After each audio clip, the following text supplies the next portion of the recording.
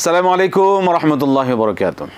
আলহামদুলিল্লাহি রাব্বিল আলামিন ওয়াসসালাতু ওয়াসসালামু আলা রাসূলিহিল কারীম ওয়া খাতামান নাবিয়্যিন নবিয়িনা মুহাম্মদ ওয়া আলা আলিহি ওয়া সাহবিহি আজমাইন। সুপ্রিয় দর্শক, পৃথিবীর যে প্রান্ত থেকে আপনারা এই মুহূর্তে এটিএন বাংলার টিভি স্ক্রিনের সামনে আছেন, সকলকে স্বাগত জানাচ্ছি। আপনাদের জীবন ঘনিষ্ঠ যে কোনো ধরনের প্রশ্নের জবাব, ইসলামিক শরীর আলোকে জানতে আপনারা এই ইসলামী সাওয়াল ও জবাবে অনুষ্ঠানে ফোন করে প্রশ্ন করে আপনার প্রশ্নের জবাব জানতে পারবেন। আমি আজ আপনাদের সাথে পুরো অনুষ্ঠান জুড়ে কারি কেম ফিরোজ। আমাদের সাথে আজ স্টুডিওতে উপস্থিত আছেন আমাদের সকলের শ্রদ্ধেয় বিশ্ববরণ্য আলেমের দিন শেখুল আল্লাম সৈয়দ কামালউদ্দিন জাফরি হাফিজাহুল্লাহ। আসসালামু আলাইকুম ওয়া রাহমাতুল্লাহি ওয়া বারাকাতুহু। ওয়ালাইকুম আসসালাম ওয়া রাহমাতুল্লাহি ওয়া বারাকাতুহু। আহলান সাহলান শেখ, বারাকাল্লাহু ফিকুম, হায়াকাল্লাহ, মাশাআল্লাহ। আমরা আপনার কাছ থেকে ইনশাআল্লাহ আজিজ কোরআন সুন্নাহর আলোকে দর্শকদের বিষয়গুলো জানবো। প্রিয় দর্শক, একটা বিষয় আপনারা আমাদেরকে অবশ্যই সহযোগিতা করবেন মনে করে, যারা আমাদের সাথে যুক্ত হচ্ছেন, ফোন করার জন্য সুযোগ পাচ্ছেন। আপনি যখন কথা বলবেন আপনার টিভি সেটের ভলিউমটা, আপনি যে টেলিভিশন সেট দেখছেন টিভি সেট, সেটার ভলিউমটা কমিয়ে আপনি কথা বলুন। আমরা যেতে পারি আজকের আয়োজন ইনশাআল্লাহ শুরু করছি আয়োজন ইনশাআল্লাহ। বিসমিল্লাহ। যে শুরু করছে কে আছেন বলুন, কি প্রশ্ন? আসসালামু আলাইকুম। ওয়ালাইকুম সালাম ওয়া রাহমাতুল্লাহি ওয়া বারাকাতুহু। হুজুর, আমি ধরমপুর আসনগর থেকে ইনত বলছি। জি নূর সাহেব, বলুন কি প্রশ্ন? হুজুর, প্রশ্নটা হলো, আমাদের রাসূল সাল্লাল্লাহু আলাইহি সাল্লাম সারা রহমাতুল্লাহ আলামিন সারা বিশ্ব জাহানের নবী, উনি কোন নির্দিষ্ট গোষ্ঠী কিংবা নির্দিষ্ট ভূখণ্ডের নবী নন। ওনার আদর্শ, নীতি আদর্শ এবং সুন্নাহ সারা বিশ্ব জাহানের জন্য, মুসলিম জাহানের জন্য পালনীয়। আমরা একটা জিনিস প্রশ্ন হলো হুজুর, যে আমাদের দেশে সূত্রার ব্যবহার দেখা যায়, কিন্তু মক্কা মদিনাতে এটার কোনো প্রচলন নাই কেন? কোনটা? এই যে নামাজের সময় সূত্র ব্যবহার করি আমরা। আচ্ছা, সেটা হ্যাঁ। আর 2 নম্বর প্রশ্ন হলো হুজুর, বেহেশতে ওয়াল আছে, দারওয়ান আছে, কিন্তু এই শয়তান হযরত আদম আলাইহিস সালাম গুমরাহ করার জন্য বেহেশতে ঢুকলো কি করে? বেহেশতে কিভাবে ঢুকলো? দারওয়ান থাকার পরও কিভাবে ঢুকলো? ঠিক আছে নূর সাহেব, আমরা শুনবো আপনার বিষয়। জি, ধন্যবাদ আপনাকে। শেখ, আমরা যে প্রশ্ন দিয়ে আজকে শুরু করবো ইনশাআল্লাহ, যে মক্কাতুল মুকাররমা মদিনাতুল মুনাওয়ারা সহ সেখানে আমরা যারা নামাজ পড়ি, নামাজের আগে যে সূত্র অনেক সময় ব্যবহার করা হয় সামনে দিয়ে যেন কেউ না যেতে পারে, সেটা আমাদের বাংলাদেশে অনেক মসজিদে রয়েছে, ব্যবহার হয়, কিন্তু মক্কা মদিনাতে এই জিনিসগুলো নেই কেন? এটাই প্রশ্ন। শুরু করবো আমরা। আলহামদুলিল্লাহ ওয়াসসালাতু ওয়াসসালামু আলা রাসূলিল্লাহ ওয়া আলা আলিহি ওয়া সাহবিহি ওয়া মান ওয়ালাহু ওয়া বা'দ। আকুলু বিল্লাহি তাওফীক। মক্কা মদিনায় এটা নাই এই কথা ঠিক নয়। মক্কা মদিনায় বিভিন্ন জায়গায় বিভিন্ন মসজিদে আছে, তবে আমাদের দেশে মাশাআল্লাহ ইদানিং এই প্রবণতা দেখা যায় যে মসজিদ কমিটিও এটা করে, মুসল্লিরাও করে। এটা একটা খুব সচেতন, দিন সম্পর্কে চেতনার একটা পরিচায়ক। আল্লাহ তাআলা আমাদের তৌফিক দান করুন। আমিন। জি, আলহামদুলিল্লাহ। বেহেশতে তো অবশ্যই দরজায় সিকিউরিটি রয়েছে, দারোয়ান রয়েছে। সেই ক্ষেত্রে শয়তান কিভাবে বেহেশতে ঢুকে আদম আলাইহিস সালামকে ফিতনায় ফেললো? ওই সময় শয়তানের প্রবেশ করা এটা জায়েজ ছিল, এটা আল্লাহর পক্ষ থেকে অনুমতি ছিল। পরবর্তী পর্যায়ে নিষিদ্ধ হয়ে গেল, শয়তান আর জান্নাতের মধ্যে প্রবেশ করতে পারবে না। জি জি, আহসান শেখ, মাশাআল্লাহ, হায়াকাল্লাহ, বারাকাল্লাহ ফিকুম। আমরা পরবর্তী প্রশ্নে যাব। দর্শক বলুন কে আছেন, কি প্রশ্ন? আসসালামু আলাইকুম। ওয়ালাইকুম সালাম, বলুন। আপনার টেলিভিশনের ভলিউমটা কমিয়ে প্রশ্ন বলুন।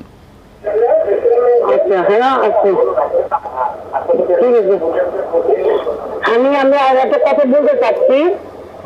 জি বলুন। হ্যাঁ, আমি বলতে চাচ্ছি যে আমরা যে নামাজের সময় আছে আসসালামু আলাইকুম বলছি যে আল্লাহুম্মা সাল্লি আলা মুহাম্মাদান, এই দুই শব্দ পড়ি, এটা কি ঠিক আছে? শেষে সাল্লাল্লাহু আলাইহি সাল্লাম বলি, এখন এটা কি বলা যাবে? নামাজে বলেন এটা? জি জি, এটা নামাজের সময় না পড়ি। আচ্ছা আচ্ছা আচ্ছা, নামাজে বলেন এটা। আর কোনো প্রশ্ন? ঠিক আছে, জি শুনুন শেখ, শুনলেন নামাজের মধ্যে তিনি এই দুরূদটা পড়েন, আল্লাহুম্মা সাল্লি আলা মুহাম্মদ সাল্লাল্লাহু আলাইহি ওয়াসাল্লাম, এটা কি নামাজে পড়া ঠিক আছে কিনা? না, এটা ডাবলিং হয়ে যাচ্ছে। আল্লাহুম্মা সাল্লি আলা মুহাম্মদ, এটা এতটুকুন যথেষ্ট হয়ে গেছে। আবার পরে আবার বলছে হাজির একটা গায়েব, সাল্লাল্লাহু আলাইহি ওয়াসাল্লাম আর বলা দরকার নেই, ওটার মধ্যে হয়ে যায়। আর নামাজের মধ্যে তো যে দরুদ ইব্রাহিম আছে সেটা সর্বোত্তম, যথেষ্ট, সেটা পড়ার উত্তম হবে। হাসান শেখ, বারাকাল্লাহু ফিক। আমরা পরবর্তী প্রশ্নে যাব। দর্শক বলুন। আসসালামু আলাইকুম। ওয়ালাইকুম আসসালাম। জি মমিনুল সাহেব বলুন। বাড়িটা থেকে বলছি। জি মমিনুল সাহেব বলুন। আচ্ছা হুজুর, বলছিলাম এমন মানুষ আছে সারা জীবন ঘুষকে দুর্নীতি করে বাড়ি করেছে, গাড়ি করেছে, এখন পেনশনের টাকায় হজে যাচ্ছে। হুজুর, পেনশনের টাকা হলো হালাল টাকা, এই হালাল টাকা দিয়ে হজ করে আসবে, এখন কি এরা নিষ্পাপ হয়ে যাবে? এটাই। ধন্যবাদ। চমৎকার, উনি সবসময় ঘুষখোর দুর্নীতিবাজদের বিরুদ্ধে সবসময় কথা বলেন।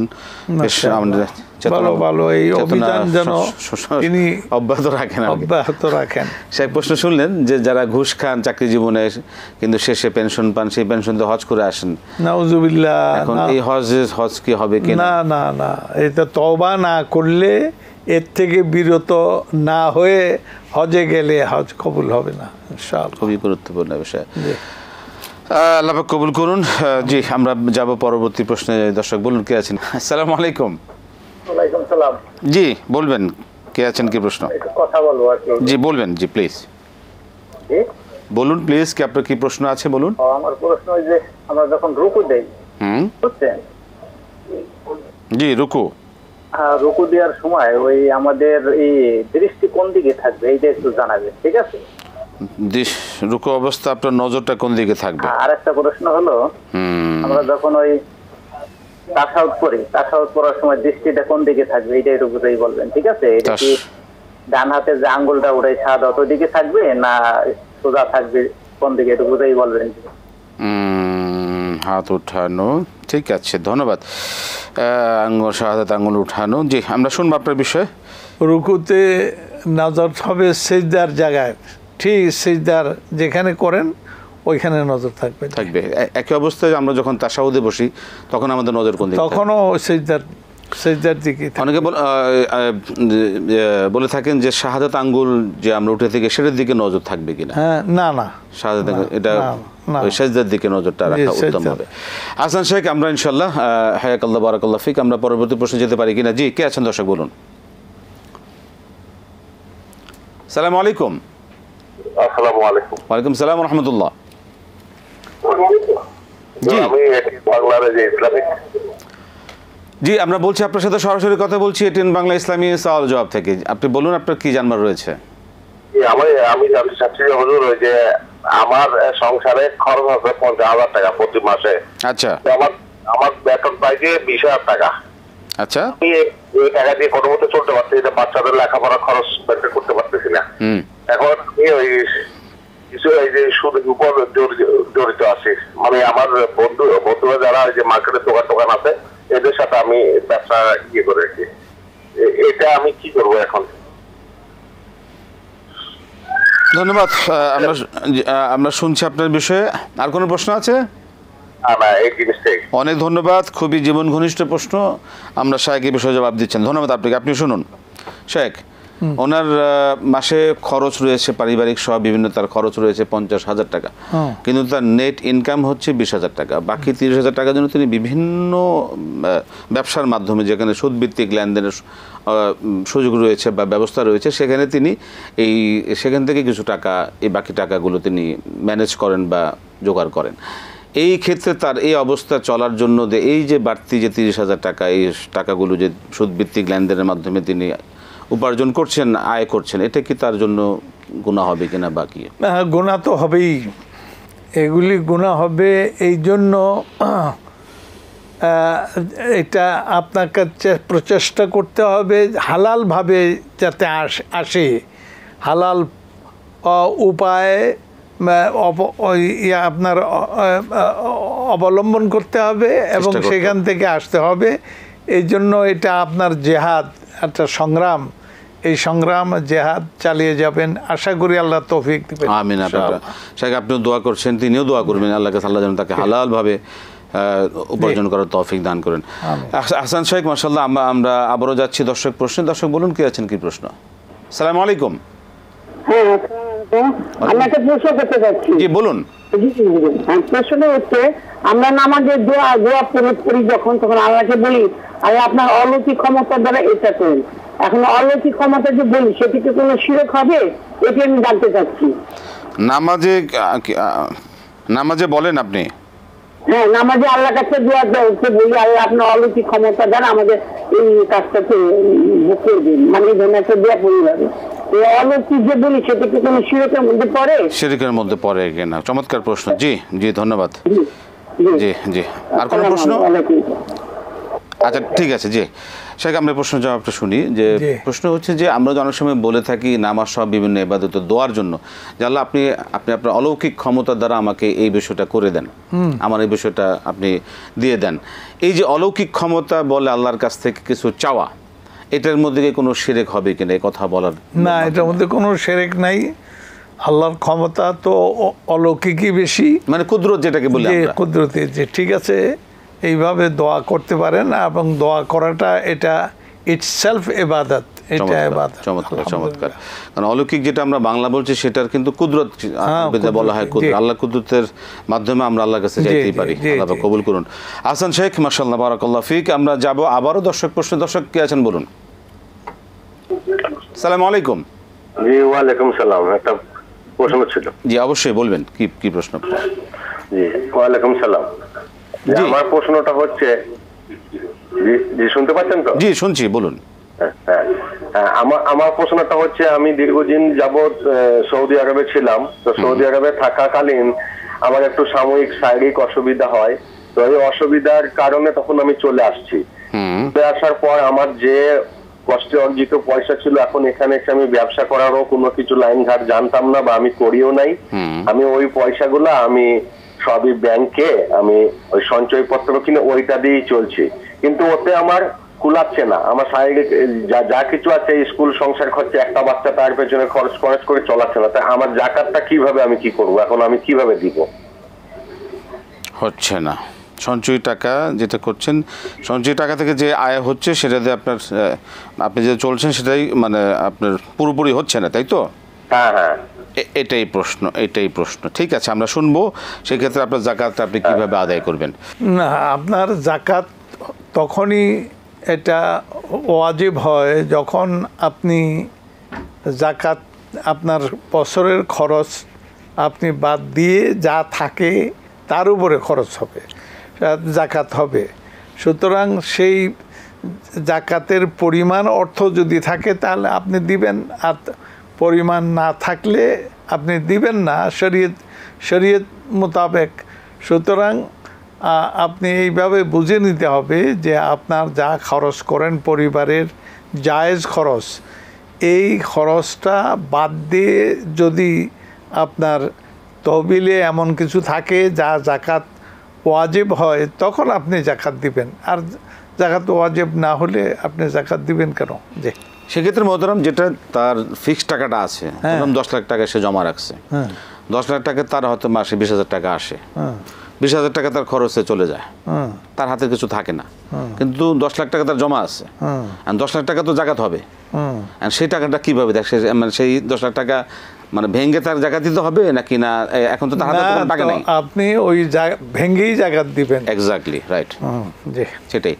ওই তার যে জমা টাকা নেশাব আছে, সেই নেশাবকে থেকে তার জাকাত আদায় করতে হবে। আহসান শেখ, মাশাআল্লাহ, বারাকাল্লাহ ফিক, হায়াকাল্লাহ। আমরা পরবর্তী প্রশ্নে যাব। দর্শক বলুন, কে আছেন, কি প্রশ্ন?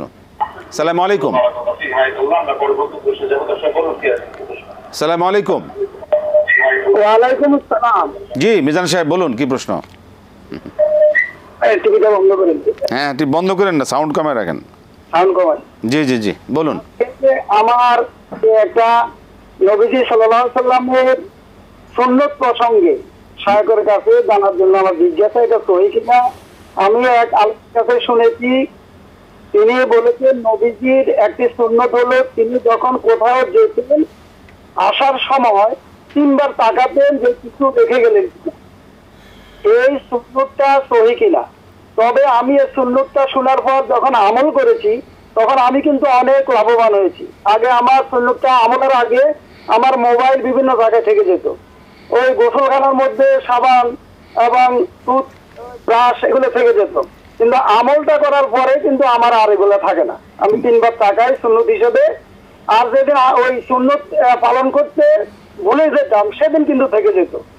শায়কের কাছে আমার জিজ্ঞাসা এটা সহি কিনা। ঠিক আছে, জি ধন্যবাদ। আসসালামু আলাইকুম। ওয়ালাইকুম আসসালাম। শেখ, প্রশ্ন হচ্ছে যে রাসূল সাল্লাল্লাহু আলাইহি ওয়াসাল্লামের সুন্নত, তিনি যদি কোথাও যেতেন ফিরে আসার সময় ওই ফিরে মানে যে জায়গা ছিলেন সেই জায়গার প্রতি তিনি 3 বার তাকাতেন যে কোনো কিছু ফেলে গেলেন কিনা। ও, তো এই যে ফেলে যাওয়ার জন্য 3 বার তাকানো, স্মরণ করা, 3 বার তাকিয়ে স্মরণ করা, এই হাদিস, এটা হাদিসে তিনি শুনেছেন বা দেখেছেন, পড়েছেন, এটা হাদিসটা কি সহিহ কিনা? এরকম হাদিস আমাদের জানা নাই। এটা রেফারেন্স দেওয়া দরকার ছিল যে কোথায় কোন কিতাব, তাহলে আমরা দেখে নিতাম। তারপরে আপনি যে কোনো জিনিসই এটা 3 বার নজর করলেন, 3 বার ভাবলেন, এটা তো হতেই পারে, এটা ভালো জিনিস, নিজেও বেনিফিটেড বললেন যে আমি নিজে এর উপকার পেয়েছি এই সুন্নতটা আমল করতে গিয়ে। এই জন্য জানতে চাই যে এই যে বর্ণনা এটাকে সহিহ কিনা। তো সেই বর্ণনার জন্য আপনি অবশ্যই প্রিয় দর্শক আপনারা যে কোন যে হাদিসটা শুনলেন বা জানলেন দেখলেন সেটার রেফারেন্সটা আপনি নিজেরাই খুঁজে নেওয়ার চেষ্টা করেন, এটা কোন কিতাবে রয়েছে, কোন বিষয় থেকে এটা উদ্ধৃত। শেখ, আপনাকে ধন্যবাদ, বারাকাল্লাহু ফিক। আমরা পরবর্তী প্রশ্নে যাব। দর্শক বলুন। আসসালামু আলাইকুম। আসসালামু আলাইকুম। ওয়ালাইকুম আসসালাম ওয়া রাহমাতুল্লাহ। এটিএন বাংলা ইসলামী সওয়াল জবাব, আপনার সাথে সরাসরি কথা বলছি। আপনি কি প্রশ্ন করতে চান বলুন। ওই হুজুরের কাছে একটা প্রশ্ন। জি বলুন। জি বলুন। এই যে একটা নামের প্রশ্ন আর কি। সামিয়া জাহান শাইকা, নামটা ঠিক আছে কিনা? একটা মেয়ে হয়েছে আমার প্রথম। সামিয়া জাহান শাইকা। বুঝতে পারছি, জি ধন্যবাদ। যে আমরা শুনছি মোহতারাম, সামিয়া জাহান শাইকা, এই নামটা কি ঠিক আছে কিনা? সামিয়া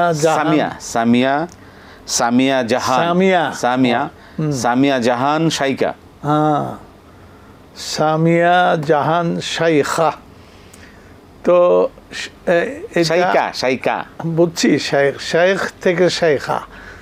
তো এটা নাম হতে পারে, একটু ঘুরিয়ে নিতে হবে। সামিয়া জাহান শাইকা। তো শাইখা সামিয়া জাহান, শাইখা সামিয়া জাহান, এটা শাইখাটা আগে আসবে। মাশাআল্লাহ, আলহামদুলিল্লাহ। আমরা যাব পরবর্তী দর্শককে আছেন, কি প্রশ্ন বলবেন? আসসালামু আলাইকুম। হ্যালো। জি আসসালামু আলাইকুম। ওয়ালাইকুম সালাম। হ্যালো। জি বলুন, কি প্রশ্ন? আচ্ছা, বিয়ে হচ্ছে না, বিয়ের জন্য কি আমল করতে পারি? বিয়ে হচ্ছে না, কি আমল করা? বিয়ের জন্য কি আমল করতে পারি? অনেক দোয়া দুরুদ করছি, তাও হচ্ছে না, মাঝে মধ্যে হতাশ হয়ে যাচ্ছি। এখন কি করতে পারি? হতাশ না হওয়ার জন্য কি দোয়া করতে পারি? অবশ্যই, জি জি, অনেক ধন্যবাদ। আমরা শুনছি আপনার এই সম্পর্কিত। ধন্যবাদ শেখ। যে এই সম্পর্কে আল্লাহ তাআলার কাছে সরাসরি বলতে হবে, এইভাবে করে কিছু সদকা করে এই সদকার উসিলা আল্লাহ তাআলার কাছে বলতে হবে যে আল্লাহ তাআলা এর উসিলায় আপনার কাছে এটা চাই। জি, এই বিষয়টাকে উল্লেখ করে আল্লাহর কাছে চাইতে হবে, কিছু দান করে, সাদাকা করে। আহসান, মাশাআল্লাহ। ইনশাআল্লাহ আমরাও দোয়া করছি, আপনিও দোয়া করবেন। আমিন। আল্লাহ যেন আমাদের দর্শকদের মনের আশাগুলো, নেক আশাগুলো পুরো করেন। আমিন। জি, আমরা পরবর্তী প্রশ্নে যাচ্ছি। দর্শক বলুন, কি আছেন, কি প্রশ্ন? আসসালামু আলাইকুম। ওয়ালাইকুম আসসালাম। জি বলবেন, কি প্রশ্ন? আমার প্রশ্ন হতে হলে যে মনে করেন হচ্ছে জামাত শুরু হয়ে গেল, দ্বিতীয় রাকাতে আমি মনে করেন গেলাম, যা মনে করেন ওই যে লাস্ট বৈঠকে কি ওই মানে দরুদ শরীফ পড়বো নাকি পড়বো না? আর হতে হলে যখন ইমাম সাহেব সালাম ফিরাবে, মানে একদিকে সালাম ফিরাবে তখনই উঠবো নাকি লাস্টে দুই পাশে সালাম ফিরাবে তারপরে আমি উঠবো? আচ্ছা, সালামটা কখন ফিরাবেন? আর দ্বিতীয় রাকাতে না শেষ রাকাতে দরুদ পড়বেন কিনা? হ্যাঁ, শেষ রাকাতে, একবারে শেষ বৈঠকে। ঠিক আছে।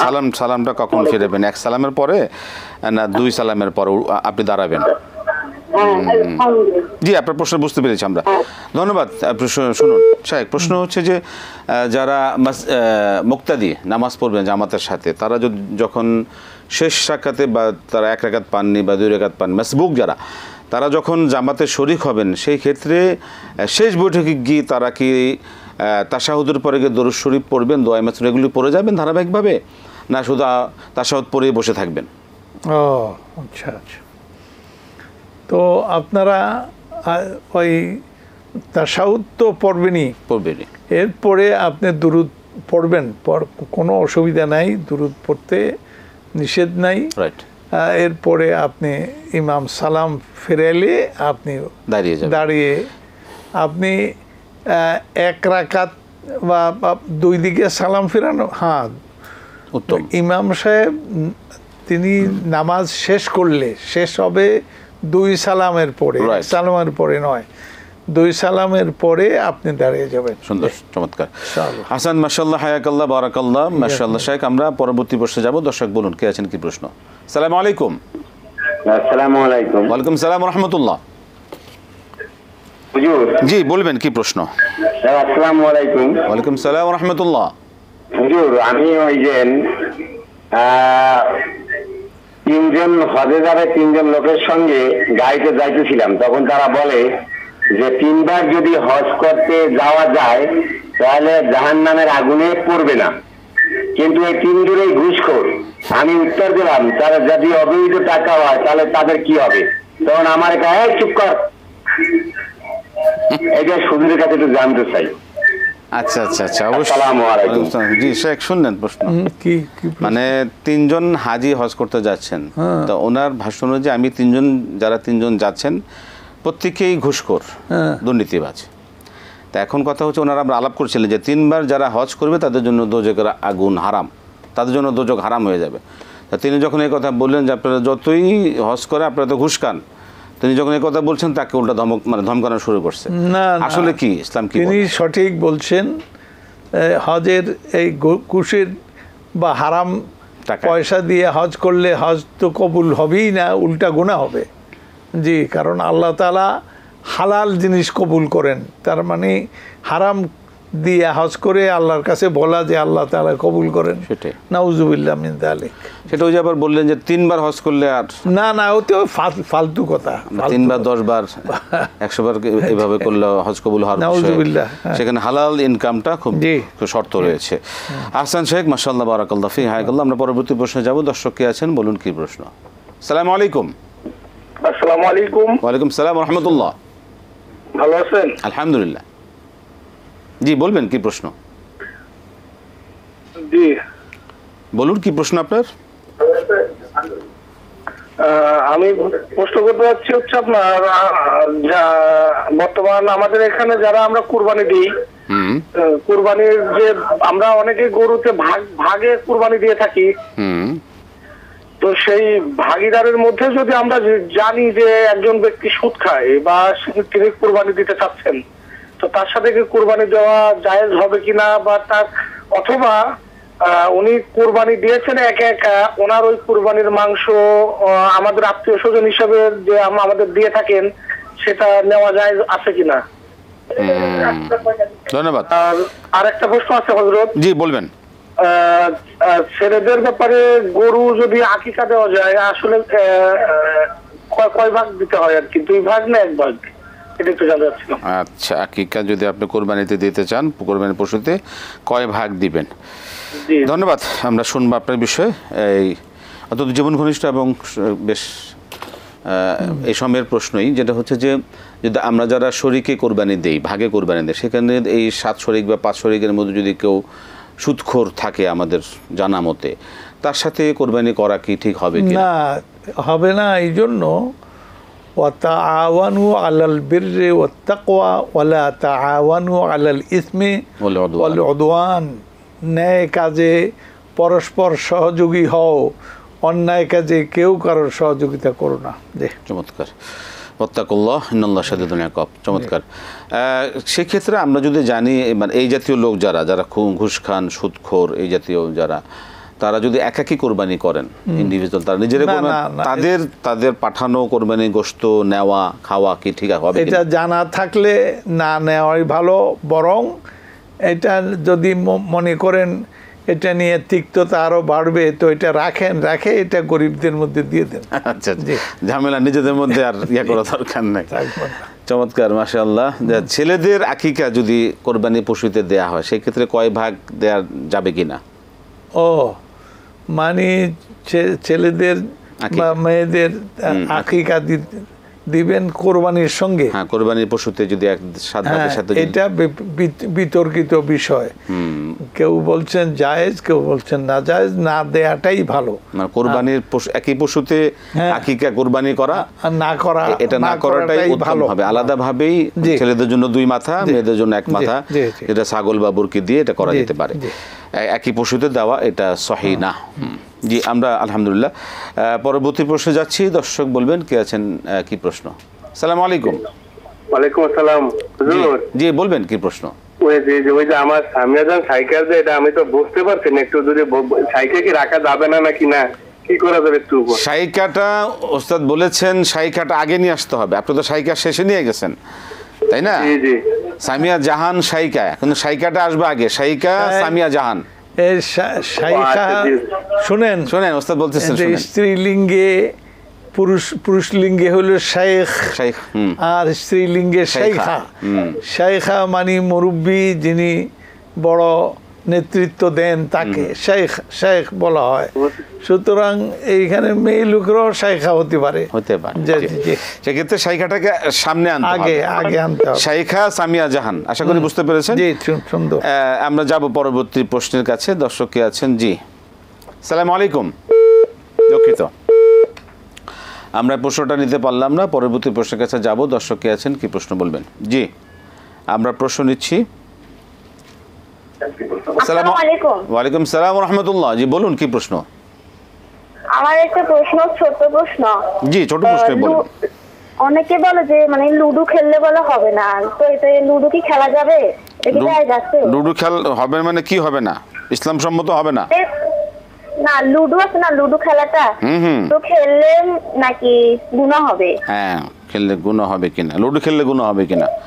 হ্যাঁ, ঠিক আছে, ধন্যবাদ শেখ। কি খেলা? লুডো খেলা। লুডো হলো এক ধরনের খেলা, যেটা একটা বোর্ড থাকে, বোর্ডের মধ্যে বিভিন্ন ছবি থাকে, গুটি থাকে, দানা থাকে, ছেড়ে দিয়ে বিভিন্ন মানে জয় পরাজয়ের একটা বিষয় আছে আর কি। না, জয় পরাজয় যদি যে জয় হবে তা সে বেশি পাবে বা টাকা পাবে, আর যে এগুলি জায়েজ নাই।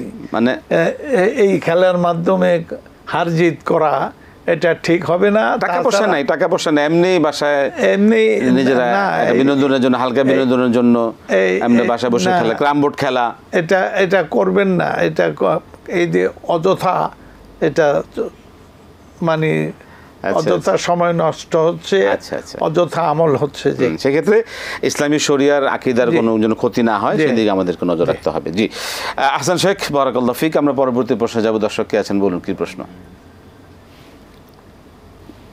আসসালামু আলাইকুম। ওয়ালাইকুম সালাম। হুজুর, আমি একজন মা বলছি। জি অবশ্যই মা, বলুন। আপনার জন্য কখন দোয়া করলে কবুল হয় আপনি আমার একটু বলবেন? আমি এত দোয়া করি, কেন হয় না হুজুর? সন্তানের জন্য? জি, সন্তানের জন্য হুজুর। সন্তানের জন্য মার দোয়া কবুল হওয়ার জন্য কি কি আমল রয়েছে? শেখ শুনলেন প্রশ্ন। মা যে কোনো সময় যখনই মনে চায় সন্তানের জন্য দোয়া করতে পারেন। সুবহানাল্লাহ। তবে ইবাদত বন্দেগীর পরে করলে বেশি কবুল সম্ভাবনা থাকে, যে নামাজের পরে, দান সৎকার পরে, এইভাবে যদি সৎকা মানে দোয়া করেন যে আল্লাহ সৎকা করলাম, এর উসিলে আপনি আমার সন্তানের জন্য এটা করেন, এই নামাজ পড়লাম, আল্লাহ নামাজ পড়ে আপনার কাছে বলছি আল্লাহ আপনি আমার সন্তানের জন্য এটা করেন, তাইলে এটা কবুল হওয়ার সম্ভাবনা বেশি। চমৎকার, আলহামদুলিল্লাহ। মা শুনলেন আপনি আপনার সন্তানের জন্য শেখ সুন্দর করে আমাদেরকে কোরআন সুন্নাহর আলোকে সহিভাবে আমরা জানলাম যে আমাদের সন্তানের জন্য বা আমাদের যে কোনো দোয়ার ক্ষেত্রে কিছু নেক আমল, কিছু নেক আমল, কিছু সাদাকা করে আমরা আল্লাহর কাছে দোয়া করলে এই দোয়ার জন্য আমাদের জন্য দোয়া কবুলের জন্য এগুলো খুব সহায়ক অবশ্যই। আমরা প্রশ্ন যেতে পারি কিনা, দর্শক কে আছেন? জি, আমরা প্রশ্ন নিব। জি, আসসালামু আলাইকুম। ওয়ালাইকুম আসসালাম। জি, বলবেন কি প্রশ্ন? আমি ওই যে একটু মানে প্রশ্ন করতাম আর কি। জি, অবশ্যই বলুন, আপনি কি প্রশ্ন বলুন। ওই যে এটিএন বাংলা যে অনুষ্ঠান তো হচ্ছে না ইসলামী? জি, আমি এটিএন বাংলা থেকে আপনার সাথে সরাসরি কথা বলছি। আপনার কি ও প্রশ্ন? আচ্ছা আচ্ছা, জি বলুন। আসসালামু আলাইকুম। ওয়ালাইকুম সালাম রাহমাতুল্লাহ। ওয়ালাইকুম আসসালাম। আচ্ছা, ওই যে আমার মা তো হজটা মানে 5 বিঘা জমি আছে আমার মার। জি, উনি কি হজ, উনার উপর হজ ফরজ না কি আর কি, এটা আমি জানতে চাচ্ছিলাম। 5 বিঘা জমির দাম কিরকম?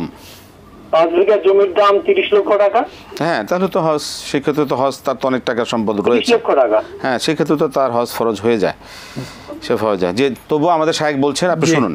না না, ঠিক আছে, তিনি হজ করবেন, জায়গা 1-2 বিঘা যা বিক্রি করে এই বিক্রিত টাকা দিয়ে তিনি হজ করবেন। অবশ্যই অবশ্যই, যেহেতু তার যে সম্পদ রয়েছে, এই পরিমাণ যে এই সম্পদ রয়েছে, এই সম্পদ বিক্রি করে যে টাকা দিয়ে তার হজ করার তার সামর্থ্য রয়েছে, সুতরাং তার উপর হজ ফরজ।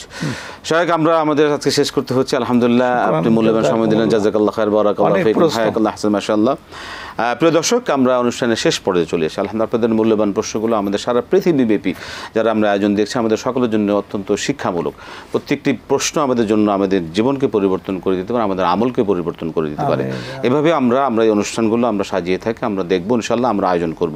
আমাদের প্রত্যেকটি এই বিষয় যা আমরা জানছি তা যেন আমাদের জীবনে পালন করতে পারি। আল্লাহ সুবহানাহু ওয়া তাআলা আমাদেরকে কবুল করুন, আমাদের জন্য সহজ করে দিন। ইসলামকে জানা মানা আমাদের প্রত্যেকের উপর ফরজ। আল্লাহ পাক আমাদের কবুল করুন। আজকে শেষ করছি প্রিয় দর্শক, বিদায় নিচ্ছি। আসসালামু আলাইকুম ওয়া রাহমাতুল্লাহি ওয়া বারাকাতুহু।